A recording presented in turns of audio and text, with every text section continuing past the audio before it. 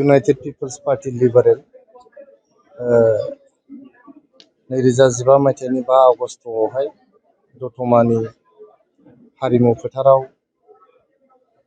उरखावगोरा ब्रह्म सारनि दैदेननायाव बे हान्जाया आगुनि बिपिपिएफ आरो इउडिपिएफ मोननै हान्जाखौ ज' खालामनानै इउनाइटेड पिपल्स पार्टी होननाय मोनसे पार्टी जोनोम जादोंमोन आरो 2015 निफ्राय 2026 मायथाइसिम 11 बोसोर गोलाव सम दिनै दावबायबोनानै इउनाइटेड पिपल्स पार्टी लिबारेला जोंनि बड'लेण्ड टेरिटरियेल रिजननि गरिब दुखिया रायजो राजाफोरखौहाय गोग्लैसोनाय सोबख'जानाय गादबजानाय रायजो राजाफोरनि आवाज महरै जेब्लायबो हाबा मावबोदों। 11 बोसोराव 5 बोसोर बिटिआरनि सरकारनि बिबानखौबो रुजुनबोदों। सरकाराव थानाय समाव इउपिपिएलआ लाइमोनफोर, आबादारिफोर, आइजोफोर आरो थालांनाय गोग्लैसोनाय सोबख'जानाय गादबजानाय न'खरफोरखौ बा हारि माहारिफोरखौहाय जौगाखांहोनो गोख्रोङै हाबा मावबोदों। नोंथांमोना नुदों 2020 मायथाइयाव जेब्लानाखि प्रमद बर' बिथांनि दैदेननायाव इउपिपिएलनि सरकारा बिटिआरआव फैदोंमोन, गोलाव सम 2-3 जिथाइ बारलांसेयावबो जोंनि जायगायाव सान्थि गायसननो हायाखैमोन। नाथाय इउपिपिएल हान्जानि दैदेननायाव दाजानाय सरकारा प्रमद बर' सारनि दैदेननायावहाय जोंनि बड'लेण्ड ओनसोलावहाय सान्थि गायसनदोंमोन। सान्थि गायसननायजों लोगोसे थालांनाय मानसिफोरनो न्याय होनो थाखाय सेस्था खालामदोंमोन।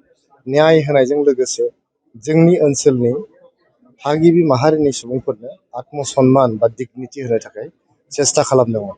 नोंथांमोना नुदों 2020 निफ्राय 2025 मायथाइसिम खुनु जुवा, एन्डिं, थिर बा बेबायदि मेला, लाइमोनफोरखौ गाज्रि लामाजों दैदेननाय बा उदखारि हाबाफारिफ्राव लोब्बा थानाय बेफोर गासिखौबो बन्द' खालामजोबनानै जोंनि बड'लेण्ड ओनसोलनि लाइमोनफोरखौहाय मुलुगनि गुबुन गुबुन ओनसोलनि लाइमोनफोरजों फेर मारिनो हानायनि मोनसे प्रिपेरेसन इउपिपिएल सरकारा प्रमद बर' बिथांनि दैदेननायाव खालामदोंमोन।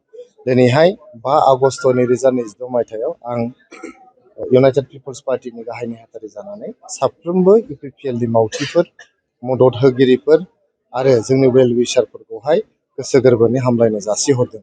जायफोर सुबुंफ्रा जोंनि हान्जायाव हाबा मावनानै मुंख्लं जालांबाय, बिथांमोननि जिउमाया जाहाथे सोरगोआव आलो गोजोन थायो, बिनि थाखायबो आं आर'ज गाबहरबाय। गोबां जोंनि हान्जायाव हाबा मावनानै रुंसारि जालांनाय सुबुंफोर दङ बा मुंख्लं जानाय सुबुंफोरबो दङ। दाखालिसो जोंनि बिजनि जिल्ला इउपिपिएलनि लेङाइ आफादगिरि राजु बसुमतारीखौ खास्रि बिस्रि बुथारनाय जादों। दा बे बुथारनायनि थाखाय जोङो जायफोर जे दायनिगिरि दङ, दायनिफोरखौहाय गोख्रोंनिफ्राय गोख्रोंसिन साजा होनो थाखाय जोङो खावलायहरदों।